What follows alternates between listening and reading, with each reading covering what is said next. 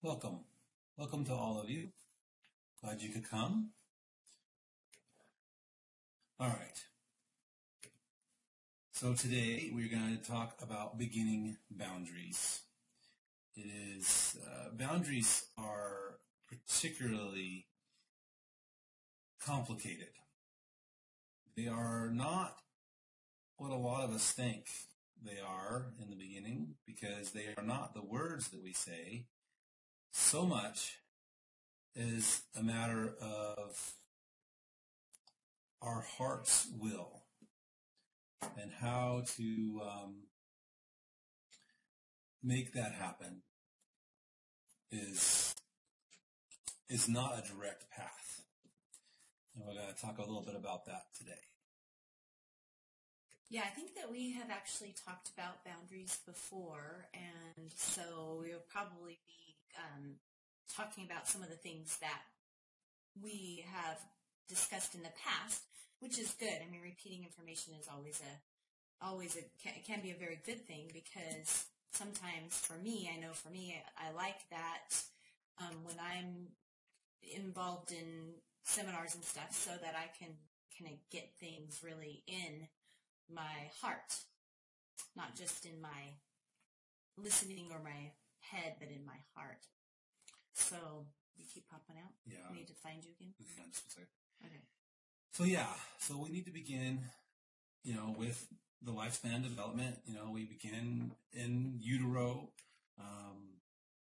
taking in information from conception, they now have proven, and that has, we start taking in the emotional information of our parents, and it turns out that the father has just as much, if not more, influence on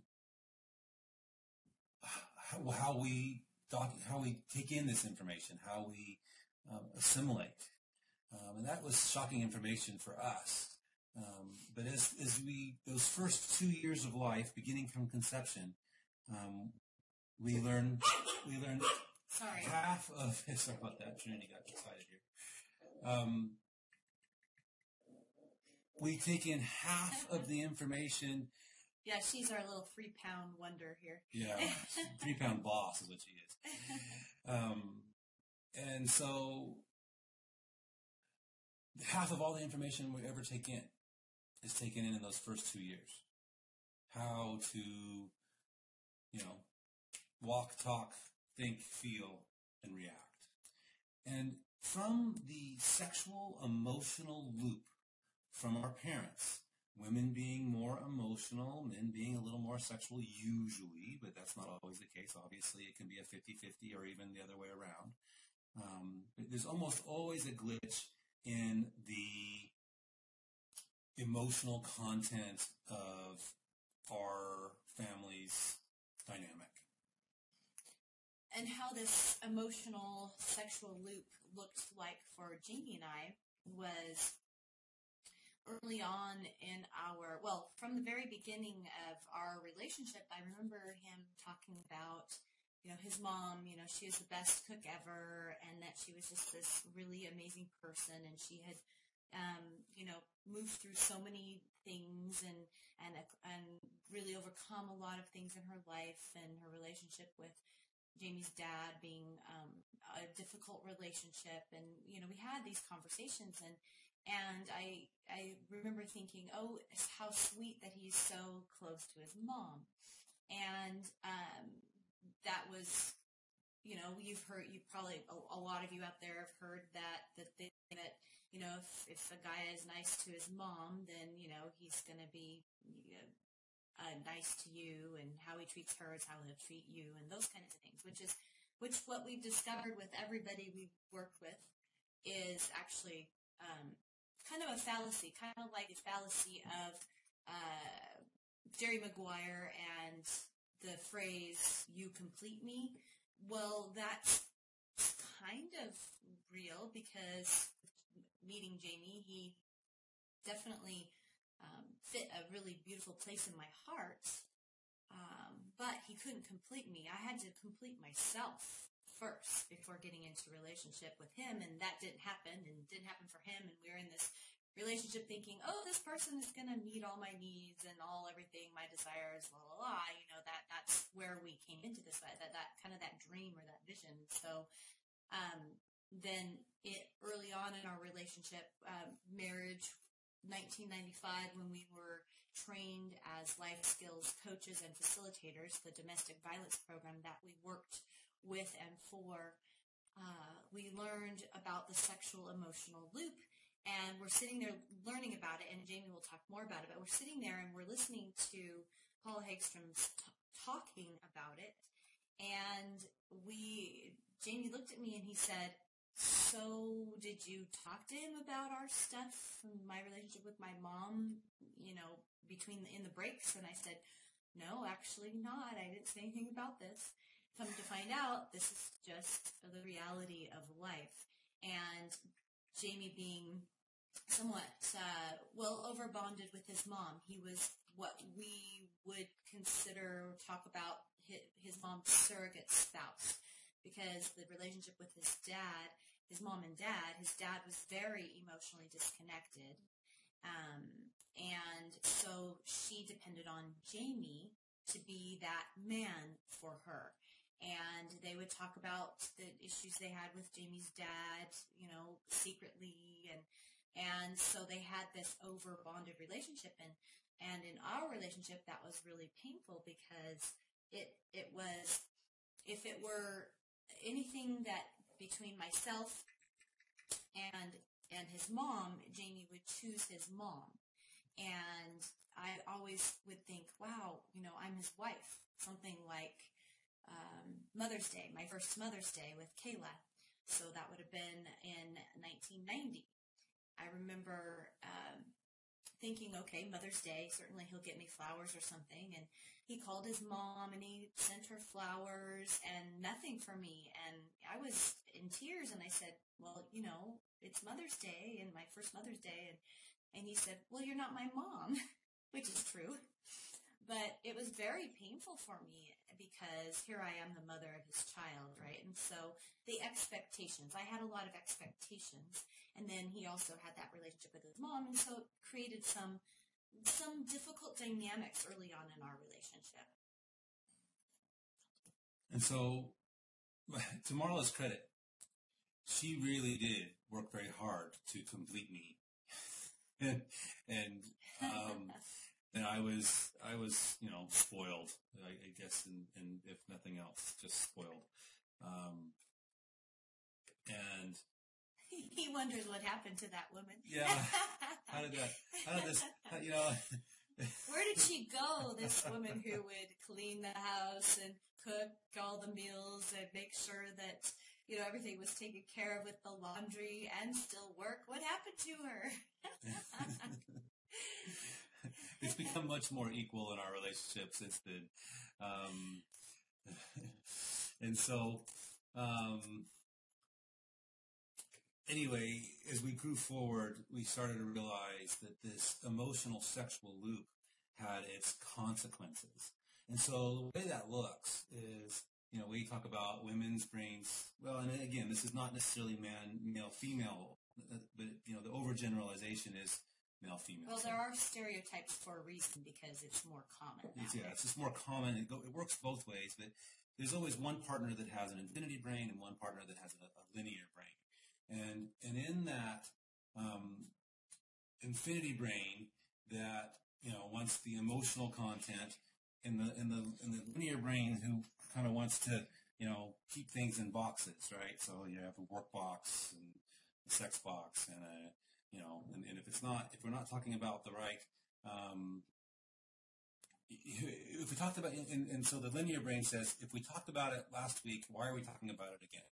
Why do we have to go back and do this again? And so, what happens then when that sexual emotional loop isn't healthy and there are children involved, typically the male child then is either over or under bonded with the mother. And to be fair, I was over bonded with my dad. My dad right. could do no wrong. My dad was Mr. Fix-It. My dad was he was emotionally disconnected, but he certainly was that guy, that guy that could do anything. And so, Jamie's not as detail oriented as him. So it's like, oh man, what happened? Yeah.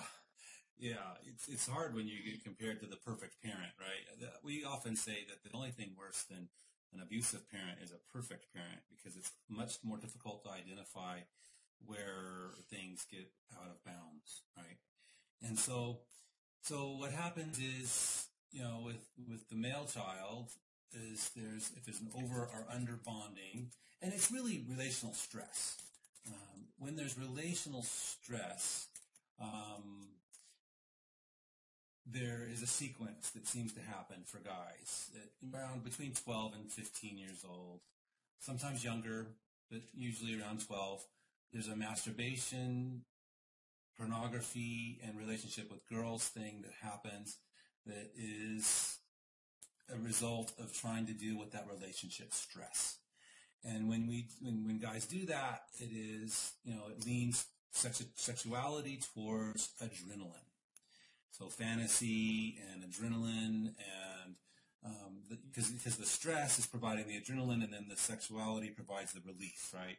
And it's one of those things. It's just, for guys, it's just too handy. Sorry for the pun. And as that works into relationships, then there's often that same relationship stress inside their primary relationships. For girls, masturbation can be a factor, and is, more and more as this culture moves forward. We're seeing that more. The emotional bonding is where this, instead of pornography, and pornography is more and more common for women, something like 20% of women, 18% was the last statistic I saw. There's 18% of women in North America that are addicted to pornography. That was a striking number. 1/5 is a pretty, nearly 1/5. So there is still a pornography issue there. Yes, and it's a different flavor, right? It's not necessarily, romance novels, instead of, maybe some of the other things that guys are into. But again, and 50 Shades of Grey, much. and so another way to show that example is that there's often, with girls, you often see this tri-bond, especially, teenage girls. You see, best friends, and there's a third, and who's going to be the best friend, and there's this dynamic that gets a lot of adrenaline and, I will say, dysfunction. Honestly, us women can be the worst at hurting each other, where we know it's going to hurt the most. It's I'm not as thin as her, but I'm thinner than her, and that comparison and that fear of not being enough and being completely intimidated by other women. It's such a very sad thing, because we could support each other and love each other and help each other through these feelings of not being enough. And that was my thing. It was never enough, not pretty enough, smart enough, good enough. That was my lifetime issue up until not very long ago. And finally to the place where I can look in the mirror and go, oh, yeah, I like who I am. I like what I see. And that's big. That's huge for me. But why do we hurt each other the most? And I'm not talking, it isn't necessarily that men don't have that. It's just that men, maybe for them, they can duke it out and they're totally fine 5 minutes later, where women is not so much. That's that linear box mentality. We're enemies until we're friends. And if we fight, maybe we can figure that out. But okay, so that ultimately comes down to, for women, I think a lot of times, is either feeling like too much or not enough. And so we have this dynamic where wherever you fall on that spectrum, and we overgeneralize, and we know that we are totally aware that, this continuum can be flipped in any number of ways. And so we see this in our work with gay and lesbian couples. The same dynamic is present inside those coupleships as we see in heterosexual couples. And so So remember now that this is that relational stress. So that relational stress is where boundaries are kept. Where we learn boundaries is for how we see our caregivers, our parents, provide safe boundaries. And we tend to repeat those boundaries, good, bad, or ugly, in our primary relationships. And so this is where we want to add the tools of good boundaries. And the boundary conversation is actually, boundaries start for us when we're very, very small. And so if you look at Erik Erikson's stages of development, there's quite a few. There's the stages. So the very first stage is trust, and that's the womb to about 16 months, 2 years old. And that's, can I trust my environment? And as you get a little bit older, you are the whole boundary thing. If parents are allowing you to have good structured boundaries, this is okay for you to do, this is not okay for you to do, instead of free reign or completely controlling you. That you probably have all heard the term of a helicopter parent. It's it's a term that's been given to a lot of boomer parents. Boomers being over 52 years old to like 70 some. And it's not just boomer parents. I mean, Jamie and I are Xers, and we've seen it in some of our friends who are Xers, are helicopter parents, especially who are older parents. Jamie and I, we had our girls when we were 21 and 22, so we were really young parents. I was also a very structured person at that time, perfectionism and being perfect. Which is very sad, and I have definitely apologized to my kids multiple times about it, and it's so interesting because Ariel, our youngest, she'll say, "Mom, I don't look back on it and wish that you had been, she says, I remember you playing with us, I remember those things, but when I look back on it, I think, oh, man, I wish I would have not worried about the house being so clean all the time, not worried about my kids being so perfect all the time, all those things." And so our boundaries in our home with our kids when they were little were extremely tight. We could go to somebody's house and the girls, just tiny little girls, barely walking around, would not touch anything on anybody's coffee table, or they wouldn't get into cupboards. They didn't do anything like that because in our home it was forbidden, and so people loved having them around because it was very easy. I do think that our boundaries were very rigid, but there was also some looseness to the boundaries that allowed them to play. Then we weren't the hovering parents. And the girls could go out. We lived on a 10-acre ranch, and we moved out there when the girls were 3 and 4, and they could wander that 10 acres. And we had a pool. They learned how to swim very early. They would be out swimming for 6 hours at a time. So they did have that awesome unstructured play, and I wasn't hovering over them. And so the balance of that, I don't know, it was good, bad, or indifferent, but I do think that they did have that where they were outdoors and enjoying that and not just sitting in front of the TV or whatever that looked like. But the boundaries with them is they learned very early that I was kind of more in control of their environment and them than they were. And that was not the right message for them. The message that I would love to have been able to give them was, these are the boundaries, and this is the flexibility inside those boundaries, and you have the freedom to learn how to explore inside those boundaries. They had some of that, but I wish I would have given them a little bit more of that. But if you're not given that as a child, either your parents were way over, helicoptering everything, making sure you don't get a scratch on your, don't go and fall. I'm going to teach you how to ride a bike, but I'm going to be right there, and I'm going to make sure that you never fall, the kind of a thing. That's too much. And then later on in life, it's hard to know what boundaries are, and you feel like, well, I can get away with anything or I can't get away with anything. I won't even try anything, or I'll try everything. It kind of is the pendulum swing. So it's complicated. Boundaries are so so complicated. So it starts very early on in our lives. And there's something true about boundaries that is kind of like do as I say, not as I do. And, so that doesn't work, right? Do as I say, not as I do. It doesn't really give the example. It's how you do it that gives the boundary. And so as we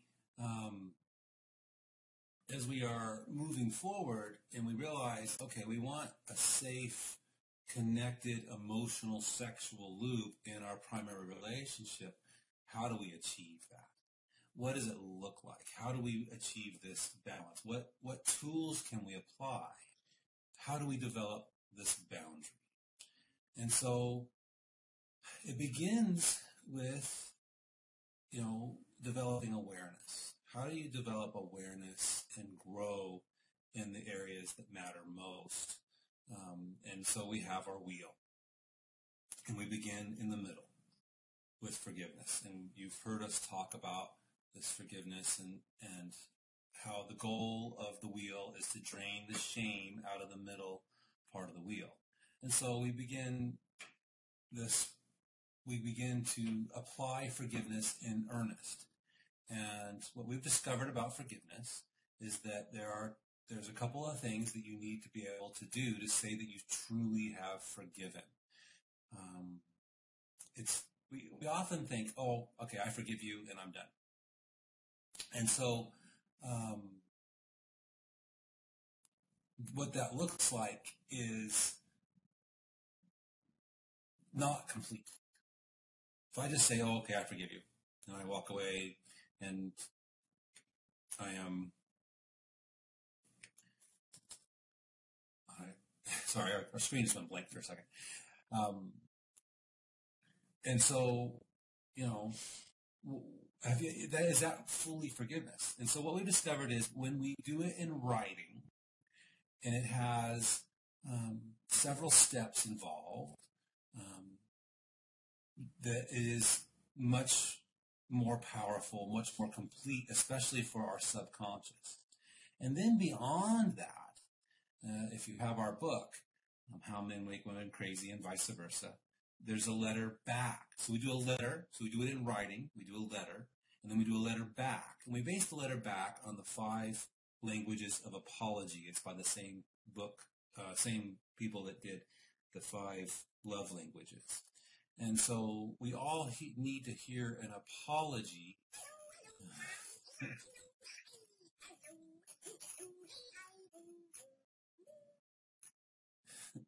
And so we all have a primary mode of receiving that apology and completing forgiveness. And so what we recommend doing is writing a letter to the people in our lives and a letter back from them to you that you write as if they are whole, healthy, and can tell you everything that you need and want to hear.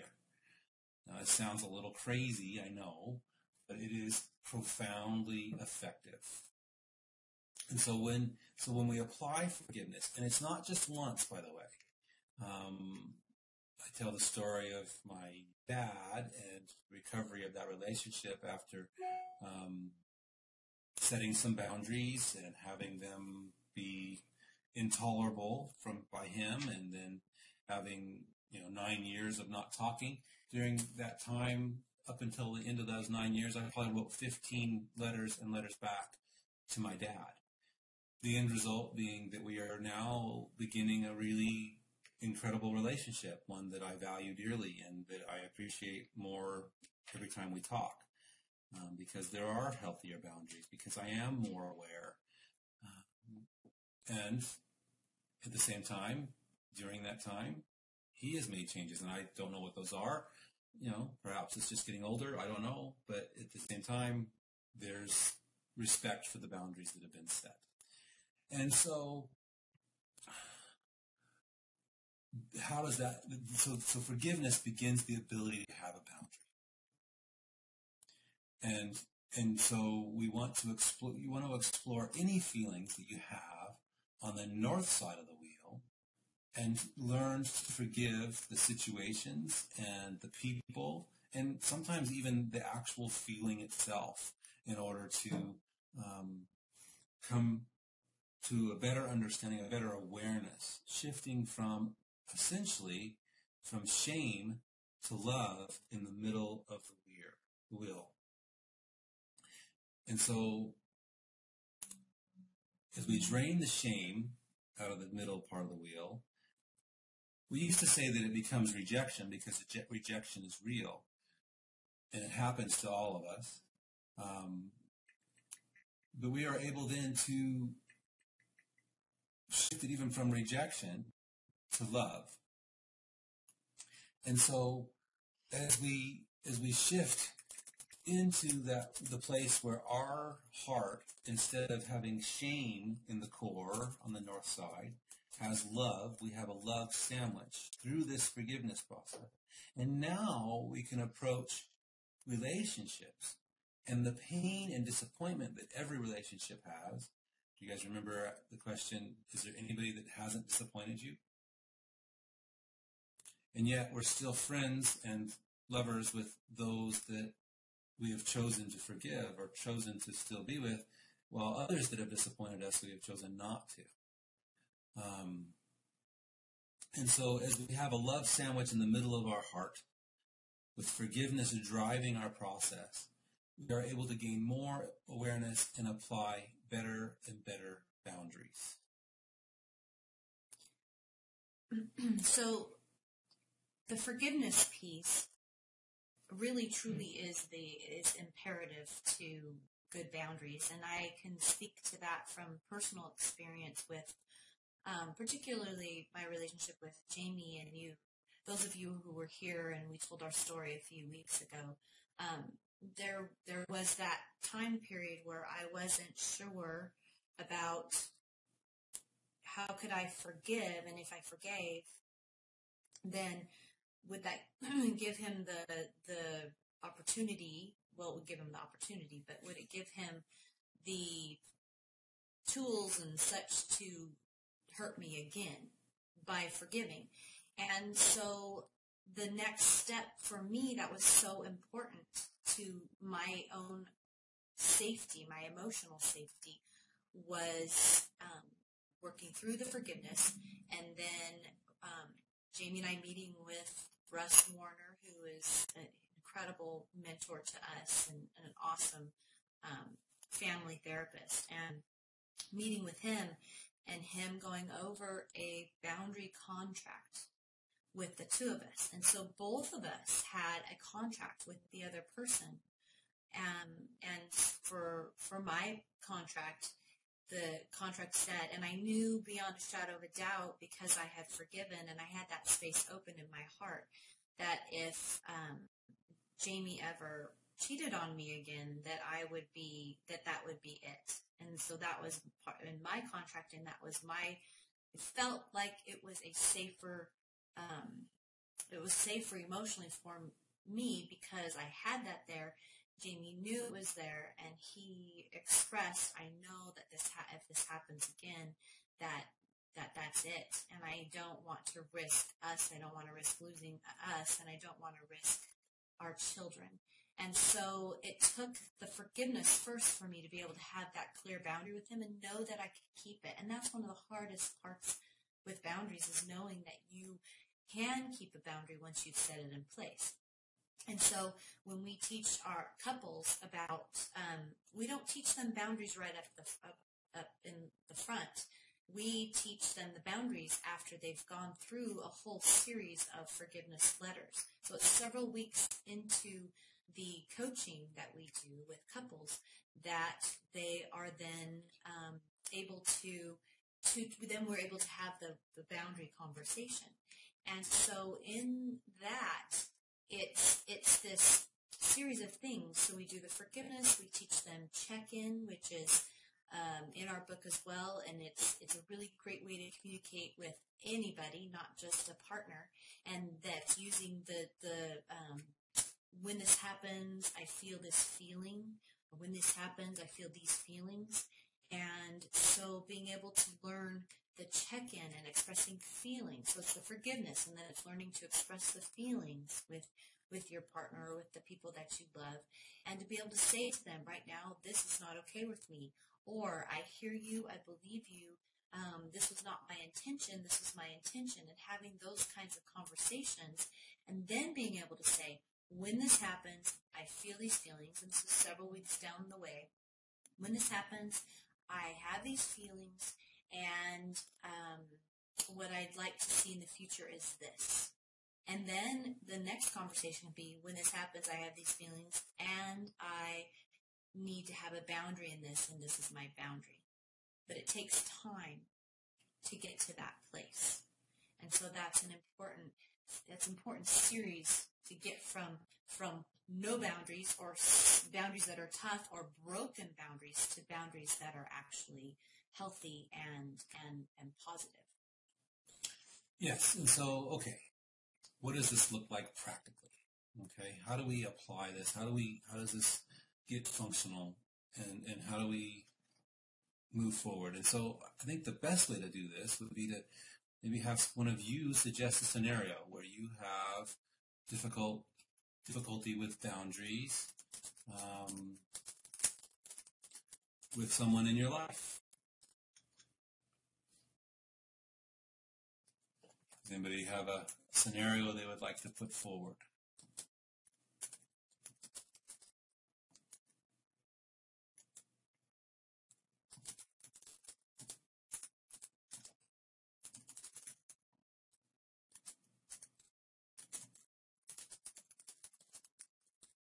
Okay. What do you do when someone has trouble accepting love? One part, the other does not. One partner, and the other does not. Okay, so that's sweet. And Jai, you have a question too, so we'll do this one, and then we'll address Sander. Jai, yours. Sander, did you have a situation? Is that what you're saying? I have this exact thing. A boundary. Okay. So, what do you do when someone has trouble accepting love? That is a complicated scenario. And really, truly, when you peel away all the things that were happening between Jamie and I, for both of us, it was our inability to truly accept that we were loved. Yeah, this is the story of getting Marla taking on our third date, and, getting the Griffith Park Observatory up above LA and seeing the lights in her eyes, and then the love that came out of her eyes. And I said, I'm not ready for a relationship. Receiving that love was just overwhelming for me, and I didn't understand it. I wouldn't have put it in those terms. But yeah, what do you do? That is the key so if you can identify that you're the person that you're trying to love, family member, partner, and they're not wanting to receive it, not able to receive it, I think it depends on several things, but the first thing would be to have a conversation about, how can I show you love? What would love look like to you? And it's interesting because my parents loved me dearly. My dad adopted me. My father adopted me, and he wouldn't have had to. And I think because he truly fell in love with me as he fell in love with my mom, and my parents loved me as best they could. They just didn't. My love language is really kind of words of affirmation. And they just never had those. That just wasn't part of their paradigm. And so I felt loved. I didn't feel completely loved. I didn't feel connected like I could have. And it's a very difficult thing. Then I didn't learn to really receive a full measure of love. And so the first step is always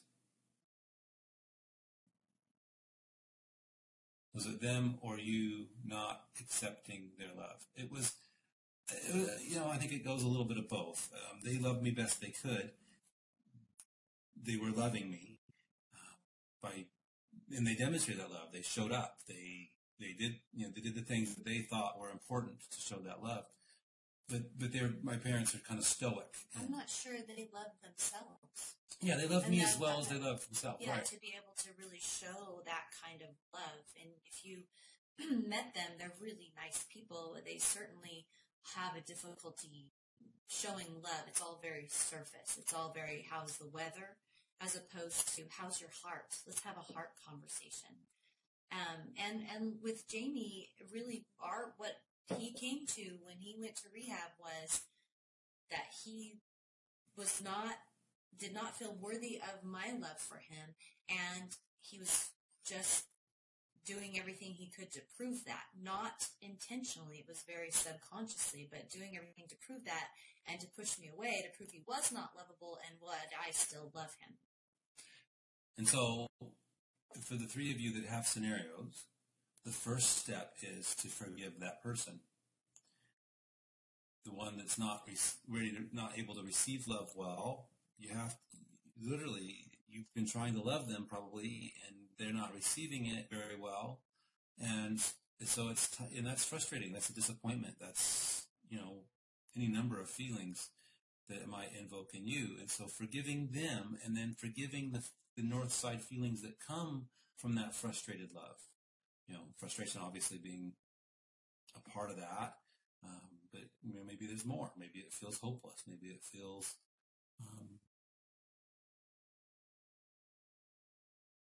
Yes. Ultimately, okay, and here's the magic about these letters. I'm going to give you guys a little secret. We recommend in our book, following a sequence of people, dad, mom, siblings, so on. All of those letters are really about forgiving yourself. We learn how to forgive ourselves by forgiving others. And by finally coming to the conclusion that I am forgivable and that I can choose to forgive myself, I am now able to love. It's a profound, it almost sounds like not enough words. Yes, Lewis sneezed. And so, if you have no family, what we still have our clients write all of the letters. If their family is passed or they didn't even know their family, we have clients who are adopted and from the time they were born, and they don't know their adopted parents, but there's a lot of abandonment and shame that comes from adoption. And so we have them write letters not only to their adopted parents and back from them, but also to their biological parents. And these are all letters that are not sent. These are letters that we use as tools in our coaching to show the dynamics of the other relationships that these people have had in their lives, and that it's that keep it drawing those things that you need for healing. But oftentimes those things that we need for healing in that place of being unloved or unlovable, feeling like we're not worthy, like for me, not enough, not good enough, smart enough, which is really at the core not feeling loved, is that the most important part of the journey is, every part is important, but a powerful part of the journey is to be able to know that I don't need these people to be present in my life to be able to, or to come to a place where they can tell me that they love me and accept me and love that I forgave them. I don't have to have those conversations because my subconscious can't tell the difference between me and you. And so my subconscious, if I'm closing that loop that feels like it's just hanging out there, then I write this to myself, but my subconscious takes it on as if it's true and has healing in that area. And the crazy part about this whole journey is that there are layers of the onion. Sometimes it takes many, many layers to get to the core. Sometimes maybe we won't even ever get to that core, you know, in our lifetime, but we're growing as we're discovering closer and closer and closer to the core. Now, I discovered that my core was the fear of being judged or disapproved of. And in that judgment and disapproval, if I felt that from somebody, even if it wasn't happening, if I was afraid of that, then I would definitely step back and spin on what could I have done better? What's wrong with me? Why couldn't I have done blah, blah, blah, blah. So anyway, it's that, it's the, there is a lot of crying when you peel the onion. That is for sure. Mm-hmm. And then a little side note about that. They did a study on tears. And tears, they did people who were chopping up onions. And then they did tears from people who were watching a sad movie. And then tears from people who were really having emotional pain. And they discovered that the chemistry of the tears were different. And some of you have maybe seen the pictures of the tears that they have under a microscope, and you see the different shapes of the molecules. And the tears from onions, those don't have any toxicity or anything in them. They're just tears. They're just basically salt water. Tears from crying from a sad movie, have a little bit of the toxins that are released from the brain to heal. And then tears from emotional pain, there are completely full of toxins that are released from the brain for healing emotional pain. And I think that's pretty cool. Anyway, that was just a little side note. Yeah, so tears are important as part of the process of growing more. I never saw Jamie cry until rehab. Not even, birth of our children or anything like that. Maybe a slight glistening in his eyes, but never saw him cry at all. And then after that, he just cries all the time. No, but I love it. No, I love it. I love to see his heart, and I see his heart through those tears, and it's a beautiful thing. Yes, and it is. Okay, John, what was your question? Okay, mine's a little complicated. Can you hear me okay? Sure. Okay, there was a woman who wanted to come to this talk, and her name is Rhiannon, and she is famous for not wearing clothes. And she got talked to and kicked out of here, but today she came and she was fully clothed. Wait a minute, motorcycle. Sorry about that. Anyway, today she came and she was fully clothed, and she wanted to get in, but there was no one. I guess she's been banned. So there was no way, and I was pulled to try to help her and solve this problem. And I wanted to be here and hear the talk. So here's a boundary thing, very dynamic boundary thing. I really like her a lot, and I wanted her to come to the talk. Anyway, so here, that's the pickle. Yeah, and I think that because Barbie is not here, maybe she's the one that could have let her in. She actually had talked, Rihanna had asked me about that too, and of course I don't have any authority in this space. The boundary of the clothes I know is part of this space because it's a PG or whatever rated space.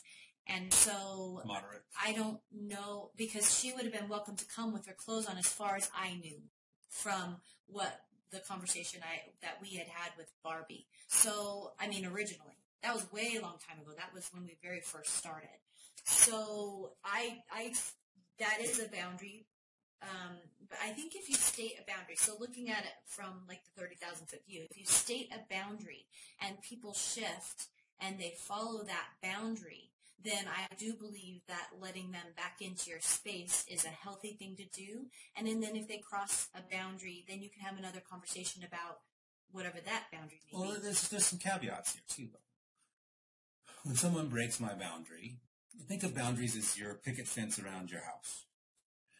You can stand at the gate, and the gate can be locked, And you can talk over the fence and, have a conversation. You can open the gate and let the person into the yard and, hang out on the porch.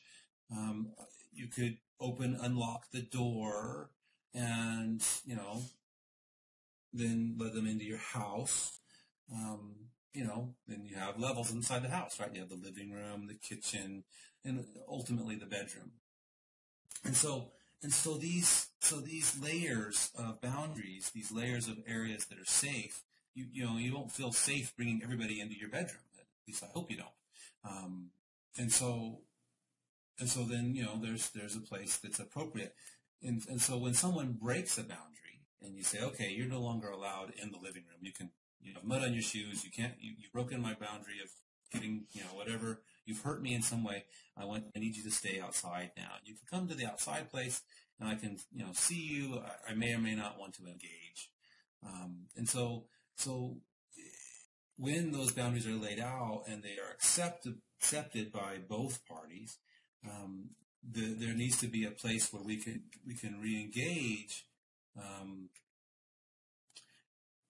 and ask for those boundaries to be moved forward as trust is developed. And so today just happened to not have the time. We didn't have enough time for the boundary to be adjusted for her in that situation, and that just was situational. It wasn't. It wasn't personal as far as we know. Yeah, we don't believe it was personal, and so yeah, and we've already developed a plan with her to get this information to her. But yeah, and so in these dynamics and in the ability to set boundaries and to express your feelings safely, there is there's some learning and there's some oftentimes some discomfort, and for some people it's very difficult to forgive and to lean into what we say is forgiveness leading to your truth. The truth being hopefully ultimately that you are worthy and lovable and respected, at least for yourself, and then the truth will lead to those boundaries, taking that respect and applying it to how you allow others to treat you, how you allow others to be in your space. Now, we don't always have the ability to keep someone out of our picket fence when we go into the workplace, when we go outside of the places where we can have control of the boundaries. There sometimes are things that we have to adjust and to work with, and they can be very dynamic and difficult even. Abusive people find ways to get that undercut in. And so it's always an ever-growing, the boundaries are always an ever-growing, ever-dynamic process, and they're always a matter of your will, your heart will. Well, thank you. It works if you work it. I think I stole that from 12 Steps, but the thing is, when we are able to dig into our own hearts and allow vulnerability, which on the wheel is really sensuous, is where we would put vulnerability outside of joy, and it is that vulnerability is a two-edged sword. It is not only vulnerable. It's not just being vulnerable. It also has a piece of power in it. I can't really be powerful if I'm not vulnerable and connected to what is going on around me. Oh, being too vulnerable is a significant. The question is, what if you're too vulnerable? Yes. Well, then that's that vulnerability piece. There's a fantastic talk on vulnerability by Brene Brown on TED.com, and she's the researcher. She's the researcher for shame. She's phenomenal. And she talks about this vulnerability, and she says, and I've experienced this in my life, so being vulnerable with unsafe people will create more pain and shame for you. And so I don't think you can ever be too vulnerable when you know that you are in a safe place. And that has to be obviously your call before you share. And when you are with people who you feel like it's a safe place and you share little pieces, then you just share little pieces and you not necessarily go out to the space that says, you know, I'm going to share more than I'm willing to today. And okay, so if you're not necessarily a safe person, so Jamie and I sharing here, that's a little bit different. We're being vulnerable. We have no shame inside of our vulnerability. All of the things that we've shared with you today, we don't have shame about. And so it doesn't trigger our shame to share it and have someone be not safe and go share it with other people. That does not, or come after us in our vulnerability. Yeah, that's bullshit or whatever. Excuse the French. But for us, we're sharing vulnerably here, but we have no shame around it. So when you're sharing and you're sharing vulnerably, are you still feeling shame about the thing that you're sharing? And that shame feeling can be a visceral feeling, and it normally is. So when you share, do you get red in the face? Does your heart beat faster? When you think about sharing, are you having tension in your chest or you're feeling choked? Those are all things that you need to be aware of before you share something. And then you have to decide, are these people safe enough for me to share in this environment? And if so, okay, I will try it. And then if they show you that they're not and your shame button's triggered again, then you need to reevaluate that relationship or those relationships. I hope that helped. Yeah, the boundaries is a complicated issue. Yeah, And it is complicated. And we used to be pastors, and I would share things like I used to be a control freak, and I had a person who was in the congregation who several weeks after I shared my stuff, my vulnerability with control, who I said something and she said, "Oh, is that because you're a controlling person?" and I had to sit there and think about it. Well, maybe and maybe not. I had to look at my intentions. And so then I had a conversation about it. But she wanted to use my vulnerability to shame me, but I didn't feel shame about it. And so I was really grateful about that, because in the past, I may have had taken that very shamefully and spun on it for days. And yes, that was a dagger. Definitely not the key in use in that situation. So we have a question about why do we treat blame and forgiveness outside of the emotions of the wheel, but as results. Did you understand that question? In other words, why aren't blame? Let's see. Forgiveness is on in the center of the wheel, and it is a feeling, but it is often a choice first. And blame, I guess you could feel blamed. That is a feeling, and of course, this feeling will not have all of the feelings. Yeah, it's not a complete list by any means, and so the idea behind the wheel is to be a tool to zone in on the modes that we feel, and so. We didn't know that when we put the wheel together. We just were working on helping people feel their feelings. And then all this research, this wheel has been in this format for 10 years. And the research that came out about modes and feelings from Tara Bennett Goldman, and which does a great job of, some of the words she uses are a little different. For abandonment, I think is a little different. Avoidance. She uses avoidance, but that's basically the same idea. And so what we discovered is that this wheel is smarter than we were at first. and so yes, there are feelings that aren't on this wheel, but you can find out. You can kind of put in your mind where they would be, and then you can decide: do I have a mode around blame? I now. Yeah, there's lots of things to read. And do I have a mode about blame? Am I in blame mode? And I actually had a blame mode. Yeah. And so yes. And blame is very much about staying in control of the situation. So that would be the control wedge or the fear. I blame or I make excuses for my behavior because I'm too afraid, or because I can't take personal accountability. And Sandra, you asked, what about feeling taken advantage of, but you're not strong enough to set a limit?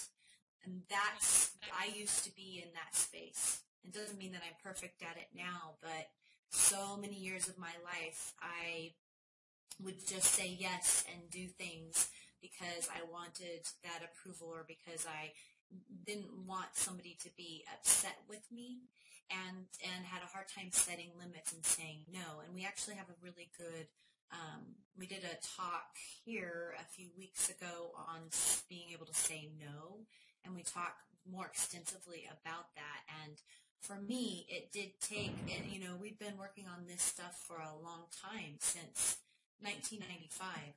And it's taken a lot of years for me to get to the place where I'm able to set limits and to not be taken advantage of. But it's been a real journey, and there are still certain personalities that I have a very, very hard time saying no to, even though I do. But I always feel, not always, but oftentimes if I say no to those people, those kind of people, I start feeling guilty, and I say, wait a minute, why do I feel guilty? This is silly. I don't need to be feeling guilty about this. I have a right to have self-care and to have this line in the sand where I don't need to be taken advantage of. And so it's a complicated, there's a lot more to that answer, but it really is. And, Jamie and I, we will pretty much for anything, we come back to the need to forgive, because we learn from our family of origin and then from our experiences. We learn through those things either that we need to make everybody happy around us, or that we need to be perfect or whatever. Right. And so we're out of time. Man, that went fast. I always feel like the first 15 minutes takes forever, and then the last 45 minutes goes by really quick. And people have a hard time. I just disappeared. People have a hard time, Sander. It's that not taking personal accountability, and their fault, and those not their fault, and those kinds of things. And in light of those conversations, if you're able to be able to say, I hear you, and I believe that is truth for you. I need you to know that this is not okay with me, and this is my boundary. And when this happens, I feel these feelings. And if you can speak it from that direction, it can be a very powerful conversation. But we can talk more about that at another. It is very hard. Trust me, it's very, very difficult. But yes, we have another thing we have to get to. It was so great to be here with you all. Thank you so much for your interactions and your questions, and for just being present. Yes. And a quick announcement for those of you that have stayed. We won't be doing lecture for 6 weeks. We apologize. We're actually traveling on Wednesday, the next 2 Wednesdays, and then we're traveling again the 3rd Wednesday, and we'll be in California filming for the coaching movie documentary, which we're privileged to be a part of. So we'll be there for a couple of weeks. We don't know what our computer access is going to look like. So it's going to be the middle of October before we're able to get back into lecture format. But thank you all for coming. I do know that we have this on recorded, so there's a video we will put onto our website, and I will send that out through the notifications through Creations Park, Inspire, and Color Alchemist. If you're not on one of those lists, please let us know, and we'll make sure you get the link. Thank you, KJ. for your wonderful support. Ari always for the music, and all of you for attending. We have come to love each of you, and it's really cool. It's really cool what Second Life can do for us here.